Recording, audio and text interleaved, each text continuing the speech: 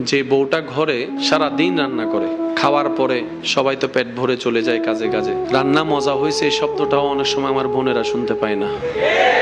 কিন্তু রান্নায় যদি একটু লবণ কম হয় পুরা ঘর তুলে ফেলে। আর যদি খাবারে চুল পাইছে, কারা করছি আমরা? কোন আমরা যারা গত 3 সপ্তাহ 4 সপ্তাহ লাগাতার খেয়েও ভালো খাবার প্রশংসা করি নাই, অথচ সেই আমি যখন রেস্টুরেন্টে যাচ্ছি খাবারেরও প্রশংসা করছি, যিনি এনে দিচ্ছে তাকে আবার কিছু টিপসও দিয়ে দিচ্ছি, আবার সেখানে বসে ফেসবুকে লাইভ করে রিভিউ দিয়ে দিচ্ছি, আবার সেখানে স্টার মার্কও দিয়ে দিচ্ছি, আবার বের হওয়ার সময় বলছি আপনাদের খাবার সেই ইয়াম্মি ইয়াম্মি অনেক জোশ হয়েছে।